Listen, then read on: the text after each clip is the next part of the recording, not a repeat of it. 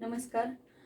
Heredity and evolution या धड्यामध्ये याच्या आधीच्या लेक्चरमध्ये आपण इव्होल्युशन ही प्रोसेस पाहिलेली आहे. इव्होल्युशनमध्ये हिस्ट्री ऑफ इव्होल्युशन पाहिलेलं आहे, थेअरी ऑफ इव्होल्युशन पाहिलेलं आहे आपण, आणि त्याच्यानंतर आपण इव्हिडन्सेस ऑफ इव्होल्युशन बघितलेलं आहे. आता इव्होल्युशनच्या संदर्भामध्ये आपल्या पुस्तकामध्ये 2 थेअरीज दिलेल्या आहेत, Darwin's theory of natural selection आणि लॅमार्किझम. तर डार्विन आणि लॅमार्क ह्या 2 शास्त्रज्ञांनी इव्होल्युशनच्या संदर्भात ज्या काही थेरीज मांडलेल्या आहेत त्याचा एकदम शॉर्टमध्ये अभ्यास आपण इथं करणार आहोत. बरोबर आहे. डार्विन्स थेअरी ऑफ इव्होल्युशन याला दुसरं नाव आहे theory of natural selection. It is also called as theory of natural selection. बरोबर आहे. डार्विननी खूप वर्ष विविध प्लांट्स आणि ॲनिमल्सची स्टडी केलेली आहे आणि त्याच्या अभ्यासावरून त्यांनी एक पुस्तक लिहिलेलं आहे. कोणतं पुस्तक लिहिलेलं आहे? The origin of species. आणि डार्विन्सची जी ही नॅचरल सिलेक्शनची इव्होल्युशनची थेअरी आहे ती कोणत्या पुस्तकामध्ये त्यांनी लिहिलेली आहे? द ओरिजिन ऑफ स्पेसिस या पुस्तकामध्ये त्यांनी लिहिलेली आहे. आता इथं बघा, ज्यावेळेस डार्विननी प्लांट्स आणि ॲनिमल्सचा अभ्यास केला त्यावेळेस त्यांच्या असं लक्षात आलं, ऑल ऑर्गॅनिझम्स रिप्रोड्यूस प्रोलिफिकली. बघा इथे एक शब्द आलेला आहे प्रोलिफिकली. तर प्रोलिफिकली मीन्स प्रचंड संख्येने रिप्रोड्यूस करतात. Organisms reproduce prolifically. आणि मग ज्या वेळेस ह्यांची संख्या खूप मोठ्या प्रमाणावर होते त्यावेळेस दे compete, these organisms compete with each other. कशासाठी कम्पीट करतात ते? तर for food, habitat and other things. बरोबर आहे. तर these organisms compete with each other. And how is this competition? He competition कशी असते? तर बघा, इन लाईफ थ्रेटनिंग मॅनर. आता सध्या आपल्याला शैक्षणिक क्षेत्रामध्ये आपण बघतो की जीवघेणी कॉम्पिटिशन आहे असं म्हणतो आपण. तर त्यावेळेस डार्विनने असं सांगितलेलं आहे की जी ऑर्गॅनिझम्स कम्पीट करतात ती कॉम्पिटिशन कशी आहे? लाईफ थ्रेटनिंग मॅनरमध्ये आहे, जीवघेणी अशी स्पर्धा आहे ती. आणि मग ह्या स्पर्धेमध्ये विच ऑर्गॅनिझम्स सस्टेन, कोणते ऑर्गॅनिझम्स सस्टेन करतात? तर दोज सस्टेन म्हणजे जिवंत राहू शकतात, तग धरून राहतात. बरोबर आहे. Those organisms sustain which shows essential modifications. बघा, इसेन्शियल काय म्हणलेलं आहे? मॉडिफिकेशन्स. जे काही महत्त्वाचे बदल आहेत ते स्वतःमध्ये घडवून आणतात. कशासाठी? For winning the competition. He competition आपल्याला जर जिंकायची असेल तर जिंकायची म्हणजे काय? तर या पृथ्वीतलावर आपलं अस्तित्व टिकवायचं असेल तर ऑर्गॅनिझम्सना काही इसेन्शियल मॉडिफिकेशन्स आपल्यामध्ये घडवून आणावे लागतात. म्हणून इथं त्यांनी तिसरा मुद्दा असा दिलेला आहे की organism sustain. Organism when they sustain these when they shows essential modifications. जेव्हा ते आपल्यामध्ये विनिंग कॉम्पिटिशन विन करण्यासाठी इसेन्शियल मॉडिफिकेशन्स आपल्यामध्ये दाखवतात तेच ऑर्गॅनिझम सस्टेन करतात. बरोबर आहे. आणि याच्याशिवाय मी आत्ताच म्हणलेलं आहे की डार्विन्स थेअरीला आपण natural selection, theory of natural selection असं म्हणतो. तर डार्विनने असं इथं सांगितलेले आहे की बिसाइड्स, याच्याशिवाय natural selection plays important role. Nature plays important role. Nature select those organisms which are fit, जे जगण्यासाठी तंदुरुस्त असतात, फिट असतात, जे मॉडिफिकेशन्स घडवून आणतात ते they can live. And the organisms which are not fit they perish. Perish म्हणजे एक्सटिंक्ट, नष्ट होतात. तर तेच मला besides natural selection plays important role, nature select those which are fit to live. बरोबर आहे. And other perish. बरोबर आहे. आता डार्विनने 2 महत्त्वाचे मुद्दे इथं सांगितलेले आहेत. पहिला काय आहे? सस्टेन्ड. आणि दुसरा काय आहे? Natural selected. सस्टेनेबल, सस्टेन्ड आणि नॅचरल सिलेक्टेड ऑर्गॅनिझम्स हे काय करतात? रिप्रोड्यूस करतात. आता परत ते जिवंत राहिलेत, त्यांनी स्वतःमध्ये मॉडिफिकेशन्स घडवून आणलेत आणि नेचरनी पण त्यांना सिलेक्ट केलेलं आहे, बरोबर आहे. तर दीज ऑर्गॅनिझम्स रिप्रोड्यूस म्हणजे ते परत रिप्रोड्यूस करतात आणि फॉर्म्स न्यू स्पेसीज. तिथं काय तयार करतात, ते न्यू स्पेसीज फॉर्म करतात, बरोबर आहे. आणि these new species are with their own specific characters, त्यांच्या स्वतःचे असे नवीन लक्षणासहित, बरोबर आहे. जे काही मॉडिफिकेशन्स झालेले आहेत त्याच्यानी त्यांनी काही कॅरेक्टर्स स्वतःचे डेव्हलप केलेले आहेत, तर त्या कॅरेक्टर्स सहित न्यू स्पेसीस तिथं तयार करतात. आणि this is the Darwin's theory of evolution. तर या डार्विन्स थेअरी ऑफ इव्होल्युशनचं 2 मिनिटांमध्ये आपण परत एकदा बघणार आहोत. All organisms reproduce prolifically. सगळे ऑर्गॅनिझम्स प्रचंड संख्येने प्रजनन करतात and compete with each other in life threatening manner. These organisms compete with each other. How? In life threatening manner. Second मुद्द्यामध्ये आपल्याला तिथं सांगावं लागेल. तिसऱ्या मुद्द्यामध्ये काय सांगावं लागेल, organisms sustain which shows essential modification. तेच ऑर्गॅनिझम्स जिवंत राहतात जे कॉम्पिटिशन विन करण्यासाठी, फॉर विनिंग कॉम्पिटिशनसाठी इसेन्शियल मॉडिफिकेशन्स शो करतात. दीज ऑर्गॅनिझम्स ओनली सस्टेन, बरोबर आहे. आणि ह्याच्याशिवाय besides natural selection plays important role. Natural selection हा सुद्धा इम्पॉर्टंट रोल प्ले करते.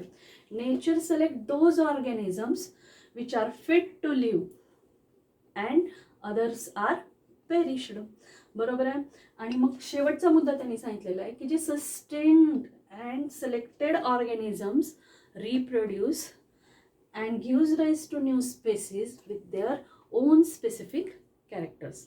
तर this is the overall theory of natural selection. It is Darwin's theory of evolution असंही आपण म्हणू शकतो. तर डार्विन्स थेअरी ऑफ इव्होल्युशनमध्ये महत्त्वाचा जो मुद्दा आहे तो डार्विननी ज्याच्यावर खूप ज्याच्याविषयी सांगितलेलं आहे तो फेनॉमिनॉन आहे नॅचरल सिलेक्शन.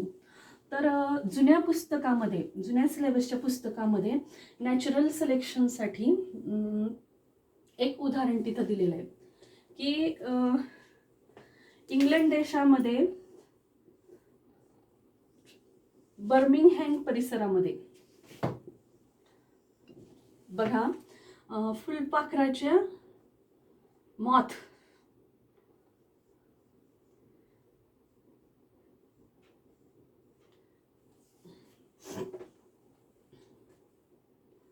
दोन कलरचे moths few years ago, two types of moths are there. One type of moth is gray in color and other type of moth is black in color. There are two species of moths, gray in color and black in color. And long before खूप वर्षापूर्वी, long years ago, बरोबर आहे. What happens on the trunk, TRUNK, trunk of the trees. आता हे moths कुठं राहतात, ट्रीजच्या ट्रंक्सवर राहतात, बरोबर आहे. आणि मग ह्या ट्रीजच्या त्याच परिसरातला अभ्यास केलेला आहे बरं का. आणि हे एक्झाम्पल नॅचरल सिलेक्शनसाठी त्यांनी तिथं जुन्या सिलेबसला दिलं होतं आपल्याला. तर त्यांनी काय सांगितलं होतं की trunks of the trees are grey in colour. Why they are grey in colour? Due to growth of algae and some species of fungi. Algae आणि फंगीची ग्रोथ ह्या ट्रीजवर होती आणि these trees are host for these algae and fungi. आणि therefore and on that trees both BLACK, black color and gray color moths are there. Now there are predators. Predators म्हणजे खाणारे, बरोबर आहे. These predators eat black colour moths more. Why? कारण grey कलरची algae आणि fungi असल्यामुळं हे grey कलरचे मॉथ्स हे सफाईदारपणे तिथे लपून जात होते आणि ब्लॅक कलरचे मॉथ तिथं लगेच आयडेंटिफाय होत होते त्या प्रेडेटर्सना. And the predators eat black colour moth in more quantity. आणि मग त्याच्यामुळं काय झालं की इन दॅट एज किंवा in that years grey colour moths are more in number than black colour moths. Then as time passes, म्हणजे जसं जसं कालावधी होत गेला तसं तसं तिथं इंडस्ट्रियलायझेशन झालं. आणि इंडस्ट्रियलायझेशन झाल्यावर तुम्हाला माहिती आहे की पोल्युशन होतं. आणि पोल्युशनमुळं काय झालं की दीज अल्गी अँड फंगी हे काय झालेले आहेत, नष्ट झालेले आहेत. आणि trunks of the trees becomes black. Now what happens? बघा, predators can easily identify their prey of moths which are grey in colour. बरोबर आहे? ग्रे कलरचे मॉथ्स जे आहेत ते इझिली आयडेंटिफाय करत होते आणि पटकन खात होते. But black colours moths due to colour of Birmingham in England, color of trees, of trunks becomes black. The black colored moth easily hides and therefore their number increases. Now in England, Birmingham area, we can find black color moths in large number. मग ह्याला आपण काय म्हणायचं? Natural सिलेक्शनच म्हणायचं. बरोबर आहे? Nature कसं select केलंय, काय सिलेक्ट केलंय ते तुम्हाला इथं लक्षात आलं असेल. आता डार्विननी इथं जी थेरी दिलेली आहे ती पूर्णपणे ॲक्सेप्ट केलेली आहे का? नाही. तर डार्विन्स थेरीसाठी तिथं काही ऑब्जेक्शन्स सुद्धा आपल्या पुस्तकामध्ये दिलेले आहेत की डार्विनची थेरी ही जरी इव्होल्युशनच्या स्टडीमध्ये माइलस्टोन म्हणजे मैलाचा दगड जरी ठरलेली असली तरी देअर आर सम ऑब्जेक्शन्स. काही तिथं ऑब्जेक्शन्स आलेले आहेत बघा. 3 ऑब्जेक्शन्स आपल्या पुस्तकामध्ये व्यवस्थितपणे दिलेले आहेत. डार्विनने काय सांगितलं की natural selection is the factor responsible for evolution. बरोबर आहे? तर तिथं ऑब्जेक्शन काय म्हणलंय की natural selection is not one factor. बरोबर आहे? काय म्हणलंय बघा इथं,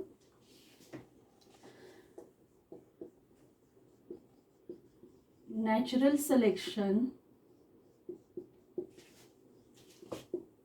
is not the only factor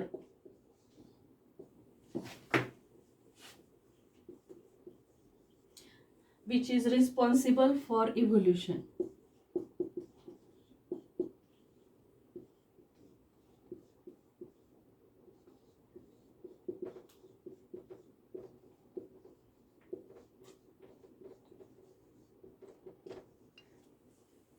जरी नॅचरल सिलेक्शन हे इव्होल्युशनसाठी रिस्पॉन्सिबल असलं तरी तो एकच घटक असा नाही आहे की ज्याच्यामुळे इव्होल्युशन झाले. म्हणून त्यांनी इथं ते ऑब्जेक्शन म्हणून मांडलेले आहे. त्याच्यानंतर बघा, he did not explain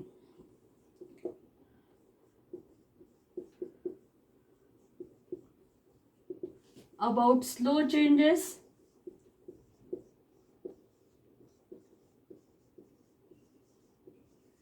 and abrupt changes.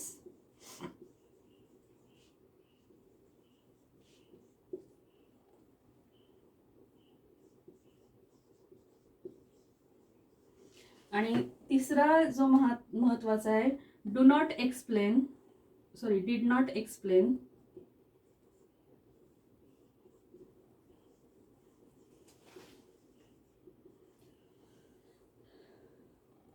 useful and harmful changes.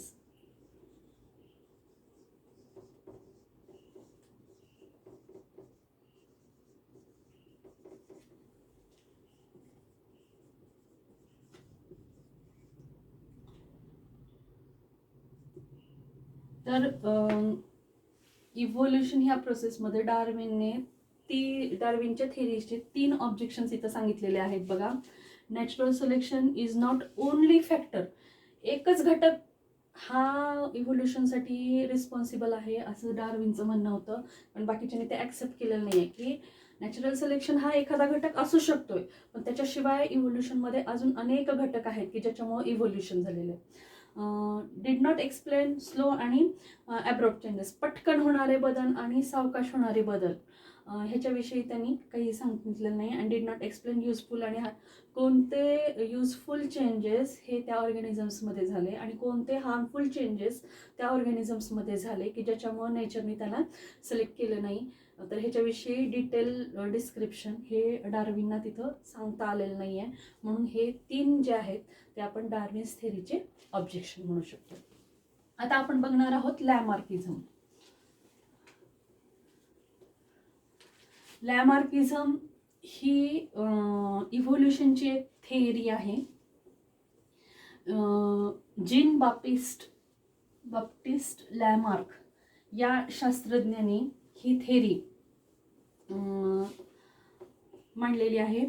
आणि त्याची जसं आपण डार्विन्स थेअरीला काय म्हणतो की थेअरी ऑफ नॅचरल सिलेक्शन, तर त्याच पद्धतीनं लॅमार्किझमला पण use and disuse of organs, theory of use on or disuse of organs असं म्हणता येतं.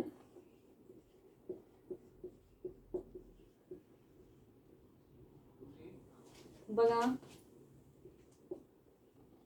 जीन बाप्टिस्ट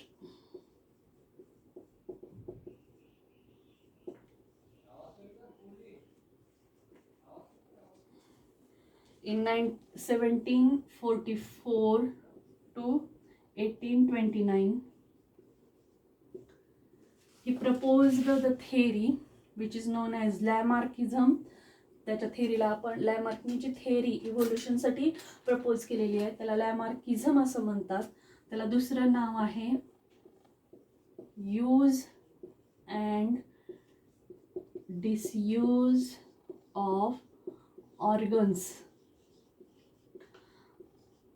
जे सजीवांचे ऑर्गन्स आहेत त्याचा यूज आणि disuse of organs, theory of use and disuse of organs असं सुद्धा म्हणतात. आणि तिसरं नाव दिलेलं आहे ह्यालाच theory of inheritance of acquired characters.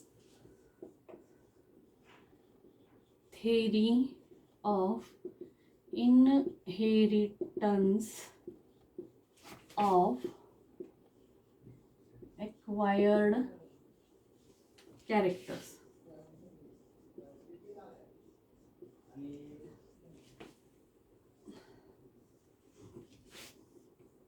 असं सुद्धा म्हणतात, बरोबर आहे. तर आता लॅमार्किझम शिकवायच्या आधी what is mean by acquired characters. तर कॅरेक्टर्स हे तुम्हाला माहिती आहेत. कॅरेक्टर्स हे 2 प्रकारचे असतात. पहिला आहे हेरिडिटरी कॅरेक्टर आणि दुसरं आहे ॲक्वायर्ड कॅरेक्टर्स.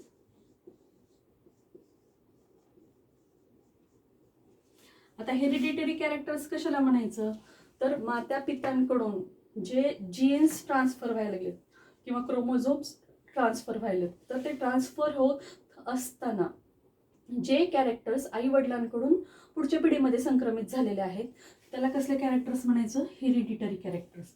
आता एक्झाम्पल आपण बघूयात. याच्यामध्ये आपल्याला आय कलर म्हणता येईल, बरोबर आहे. तर हा जो डोळ्याचा कलर आहे तो आपल्या आई वडिलांकडून ते जीन पुढच्या पिढीमध्ये संक्रमित झालेलं असतं, बरोबर आहे. तर त्या कॅरेक्टरला आपण काय म्हणायचं, हेरिडिटरी कॅरेक्टर. पण ॲक्वायर्ड कॅरेक्टरला मराठीत संपादित गुणधर्म असं म्हणलं जातं. आता संपादित म्हणजे त्या सजीवानी त्याच्या लाईफमध्ये काही गुण, काही कॅरेक्टर्स हे स्वतःच्या शरीरामध्ये जर तयार केलेले असतील तर त्या कॅरेक्टरला काय म्हणायचं, ॲक्वायर्ड कॅरेक्टर्स. आता एक्झाम्पल आपण घेऊयात बॉडी बिल्डर्स. तर बॉडी बिल्डर्सची जर शरीर बघितलं तर त्यांचे मसल्स कसे असतात, स्ट्रॉंग असतात. मग ते स्ट्रॉंग बॉडी बिल्डर्स, जे स्ट्रॉंग मसल्स, हे फादर आणि मदरकडून ट्रान्समिट झालेत का? नाही. तर these strong muscles are acquired by that bodybuilder by doing exercise and taking food, healthy food, बरोबर आहे, and other things he do for that purpose, बरोबर आहे. तर muscles of the body builder, मग हे त्या बॉडी बिल्डर्सचे मसल्स हे पुढच्या पिढीमध्ये जाणार आहेत का? नाही. का? तर these are the acquired characters. तर त्यांनी बरेचशा बघा, आपण बऱ्याचशा गोष्टींमध्ये निपुण असतो, बरोबर आहे. उदाहरणार्थ गायन असेल किंवा एखादा गेम असेल, बरोबर आहे. तर तो गेम किंवा ते गाणं हे आपण काय केलेलं असतं, आपल्या आईवडिलांकडून ते गुणधर्म आपल्यामध्ये आलेत का? नाही. तर ते आपल्या लाईफ टाईममध्ये प्रयत्नपूर्वक आपण ते संपादित केलेले असतात. तर त्या गुणांना काय म्हणायचं? Acquired character. आणि मग थेरी ऑफ ॲक्वायर्ड कॅरेक्टर, असं इनहेरिटन्स ऑफ ॲक्वायर्ड कॅरेक्टर्स असं लॅमार्कनी तिथं सांगितलेलं आहे. आता लॅमार्किझममध्ये आपल्याला काही उदाहरणं दिलेली आहेत पुस्तकामध्ये. तर कोणते कोणते उदाहरणं दिलेले आहेत बघा. पहिलं जे उदाहरण दिलेलं आहे,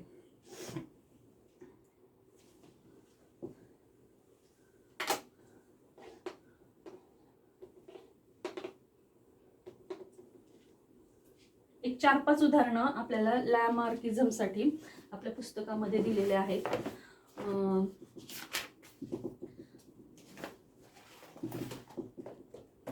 तर त्याच्यामध्ये बघा, पहिलं जे उदाहरण दिलेलं आहे ते आहे जिराफ.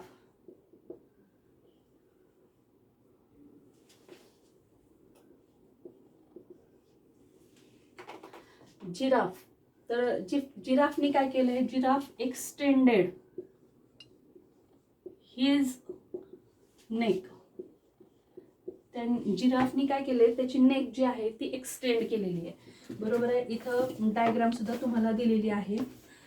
बघा, सुरुवातीला जिराफची नेक थोडीशी 1.11 जिराफ दिलेला आहे.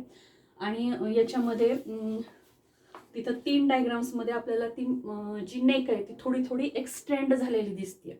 तर कशासाठी एक्सटेंड केलेलं आहे neck? Giraffe extended his neck for browsing. इथं एक शब्द दिलेला आहे बघा, BROW, browsing of tall leaves. उंच झाडावरचे जे पानं आहेत ते खाण्यासाठी त्यांनी त्याची नेक काय केलेली आहे? एक्सटेंड केलेली आहे, बरोबर आहे. आणि मग काय म्हणलेलं आहे? टॉल प्लांट्स किंवा टॉल लीव्स किंवा टॉल प्लांट्स म्हणा, बरोबर आहे. आता दुसरं एक उदाहरण त्यांनी तिथं आपल्या पुस्तकामध्ये दिलेलं आहे बघा. काय म्हणलेलं आहे? आणि सेव्हरल जनरेशन्समध्ये ते एक्सटेंड केल्यामुळं हिज नेक बिकम्स लॉंग, बरोबर आहे. तर काय म्हणून आपण एवढंच घेऊया तिथं, कारण बोर्ड लहान असल्यामुळं थोडंसं आपल्याला हे पडतं. त्याच्यानंतर उदाहरण दिलेलं आहे आयर्न स्मिथचं.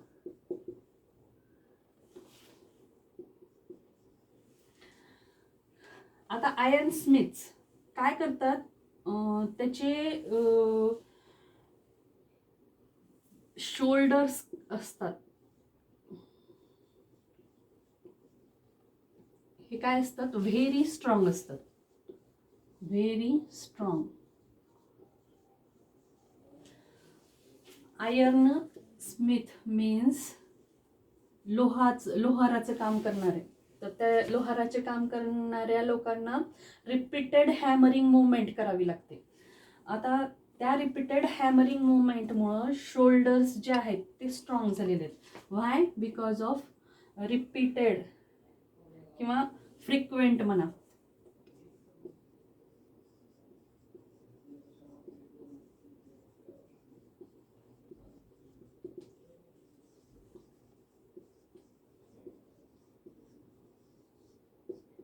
त्याच्यानंतर तिसरं उदाहरण काय दिलेलं आहे बघा त्यांनी पुस्तकामध्ये.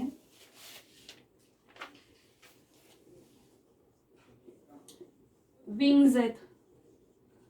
विंग्ज म्हणजे काय आहेत? पंख. 2 पक्षाचे विंग्ज इथं दिलेले आहेत त्यांनी. पहिला आहे ऑस्ट्रिक आणि दुसरा आहे इमो.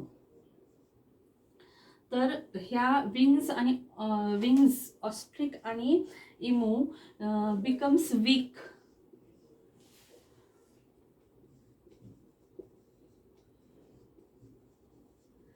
व्हाय? Because of no use. बरोबर आहे. त्या विंग्सचा ऑस्ट्रिक आणि इमो त्या विंग्सचा यूजच करत नाहीत, म्हणून त्यांचे विंग्स कसे झालेले आहेत? वीक झालेले आहेत. पुढचा मुद्दा त्यांनी सांगितलेला आहे बघा, legs of birds.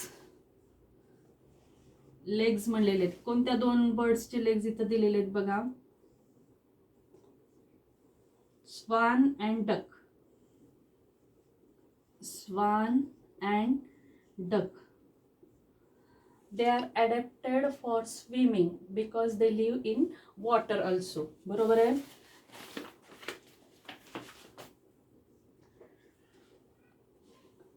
Useful for swimming.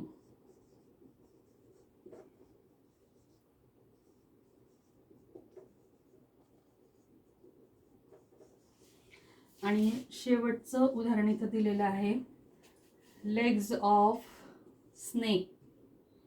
कोणत्या प्राण्याचे लेग्स आहेत? स्नेक. SNAKE. बाय मॉडिफिकेशन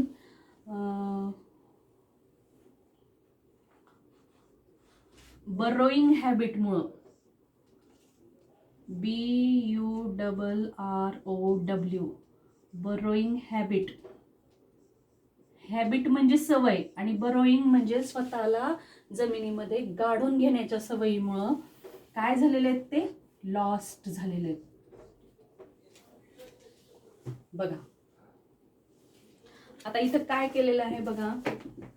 पहिल्या मुद्द्यामध्ये नेक काय झालेली आहे? एक्सटेंड झालेली आहे.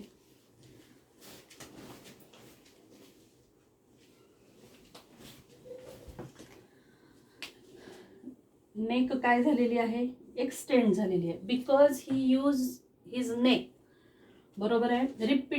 Repeatedly and as plants or leaves of plants goes taller and taller his for browsing. तर त्याची नेक काय होत गेलेली आहे? Generation by generation it extends. Generation आणि जनरेशननुसार ती जी आहे ती उंच होत गेलेली आहे जिराफाची मान. आयन स्मिथ त्याचे शोल्डर्स म्हणलेले आहेत.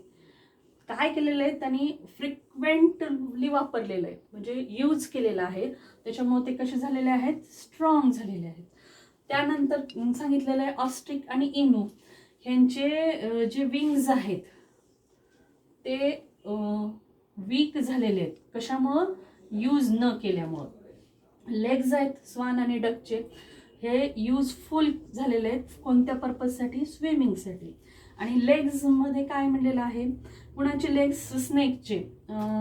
कोणत्या हॅबिटमुळं? बरोईंग हॅबिटमुळं ते काय केलेले आहेत? ते लॉस्ट केलेले आहेत, म्हणजे गमावलेले. आता all these are morphological characters. हे सगळे कसे आहेत? मॉर्फॉलॉजिकल कॅरेक्टर्स आहेत. बरोबर आहे. तर इथं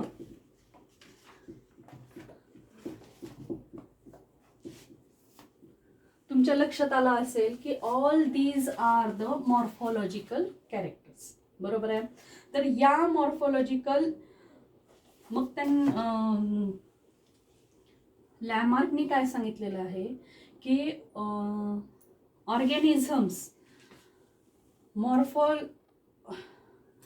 morphological changes occurs in organisms causes evolution. बरोबर आहे. लॅमार्कनी काय सांगितलेलं आहे की ऑल दीज मॉर्फॉलॉजिकल चेंजेस जे आहेत which is use of organs or disuse of organs they cause evolution. असा पहिला मुद्दा कोणी सांगितलेला आहे? लॅमार्कने सांगितलेला आहे. बरोबर आहे. आणि त्यांनी सांगितलं, आत्ताच मी तुम्हाला सांगितलंय की दीज मॉर्फॉलॉजिकल चेंजेस जे आहेत, हे मॉर्फॉलॉजिकल चेंजेस जे आहेत हे कशामुळे कारणीभूत पडतात? बिकॉज त्यांनी म्हणलेलं आहे ॲक्टिव्हिटीज ऑर लेझिनेस. बरोबर आहे. ॲक्टिव्हिटीज म्हणजे यूज आणि लेझिनेस म्हणजे नो यूज किंवा डिसयूज म्हणतो आपण त्याला. म्हणून ह्या थेरीला आपण सुरुवातीला काय म्हणलं होतं, use and disuse of organs. बरोबर आहे.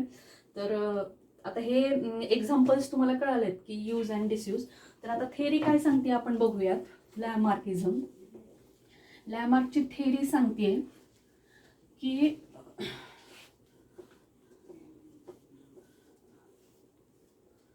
मॉर्फोलॉजिकल चेंजेस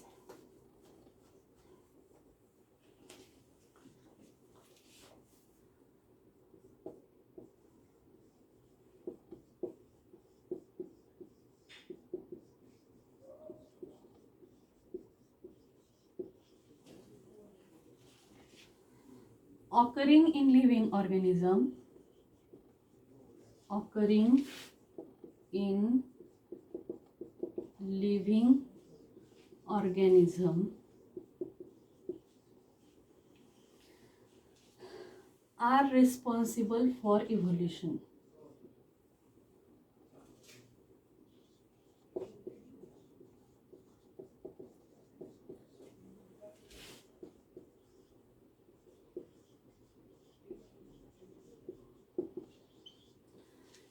या पूर्ण निरीक्षण केले त्यांनी, काही एक्झाम्पल्स दिले आणि त्याच्यावरून काय सांगितलं की morphological changes occurring in living organisms responsible आहेत कोणत्या प्रोसेससाठी, evolution प्रोसेससाठी.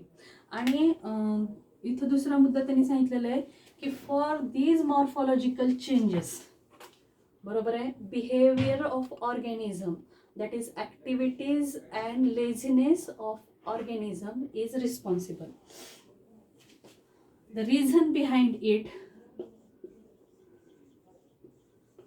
the reason behind it म्हणूयात आपण. इट म्हणजेच मॉर्फॉलॉजिकल चेंजेस. तर इथं reason behind it that is morphological changes is activities or laziness of that organism.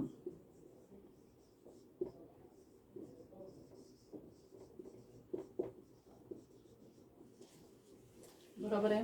हे दोन मुद्दे त्यांनी इथं सांगितलेले आहेत. आणि तिसरा मुद्दा इथं अजून एक सांगायचा आहे. Living organisms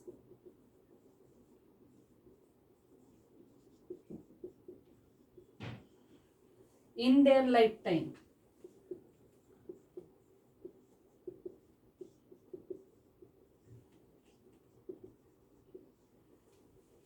acquired certain characters. मी आत्ताच उदाहरण दिलेलं आहे तुम्हाला. acquired certain characters. लॅमार्कने असं सांगितलेलं आहे की जे सजीव आहेत ते त्यांच्या जीवन कालावधीमध्ये काही कॅरेक्टर्स हे संपादित करतात, ॲक्वायर करतात. बरोबर आहे. अँड आता हे कॅरेक्टर्स कसे ॲक्वायर करतात? थ्रू मॉडिफिकेशन्स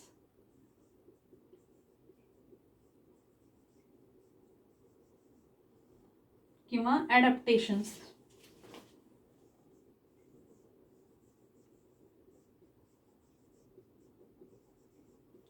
हे जे ॲक्वायर्ड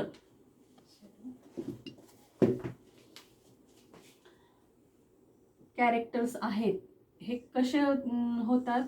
त्या सजीवांमध्ये काही मॉडिफिकेशन्स होतात, काही ॲडॅप्टेशन्स होतात आणि त्यांच्या लाईफ टाईममध्ये हे कॅरेक्टर्स काय केले जातात? ॲक्वायर केले जातात. आणि आता तुम्हाला माहिती आहे की these characters are transform from next generation, असं इथं डार्विननी सांगितलेलं आहे.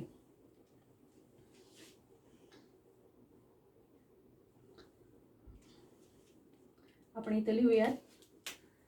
Those changes are transferred to the next generation.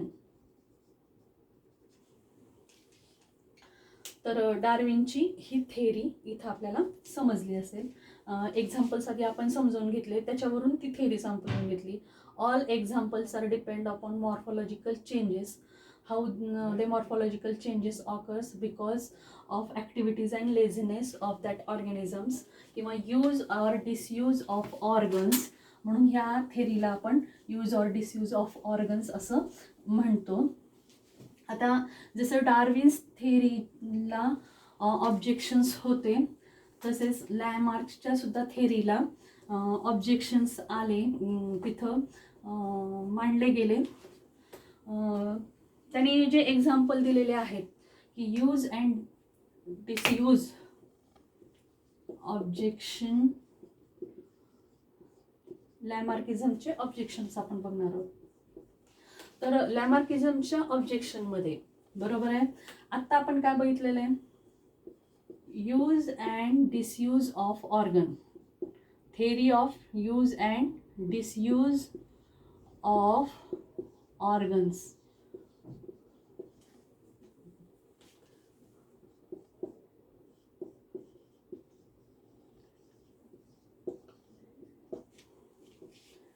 Is widely accepted, हे सगळ्यांनी ॲक्सेप्ट केलं.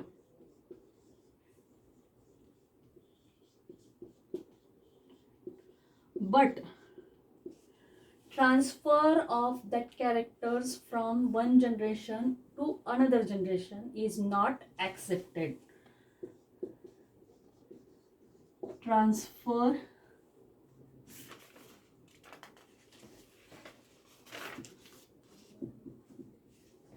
of those characters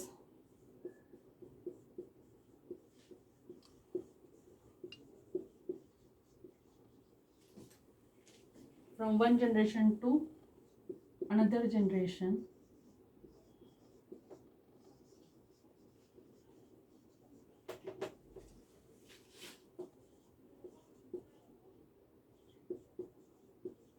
is not accepted, म्हणजेच रिजेक्टेड.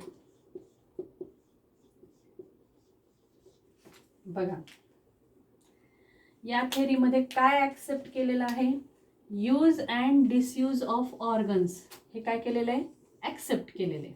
पण characters those transfer of that characters from one generation to another generation काय केलेलं आहे, reject केलेलं आहे. तर this is the main objection of लॅमार्किझम. आणि असं बरेचदा पाहिलं गेलेलं आहे की ऑर्गॅनिझम्सनी जे काही कॅरेक्टर्स ॲक्वायर्ड केलेले आहेत they do not transfer to next generation. बरोबर आहे. It has been verified that, म्हणून दुसरा मुद्दा इथं सांगावा लागेल की it has been verified that, verify केलेलं आहे असं अनेक उदाहरणातून की modification brought in us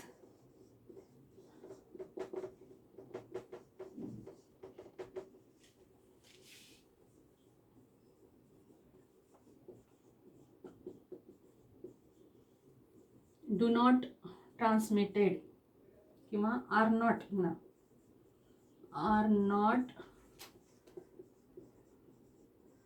transmitted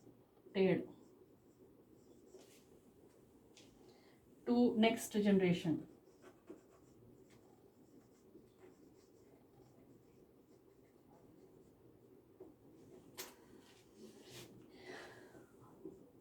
दोन ऑब्जेक्शन्स इथं सांगितलेले आहेत.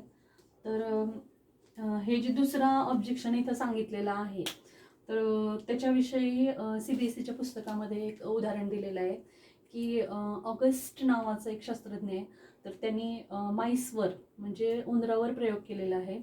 तर त्यांनी काय केलेलं आहे की एका उंदराचे शेपूट कापलेले आहेत. 21 जनरेशनपर्यंत त्यांनी त्याचं शेपूट कापलेलं आहे, तरीसुद्धा 22व्या जनरेशनमध्ये त्याला परत शेपूट आलेलं आहे. तर त्यावरून असं अनेक शास्त्रज्ञांनी सांगितलेलं आहे की it has been verified that modifications brought in us is not transferred to next generation. तर डार्विन्स थेरी आणि लॅमार्क्स थेरी ही तुम्हाला चांगली समजलेली असेल अशी आशा करते आणि आपण इथं थांबूयात. थँक्यू.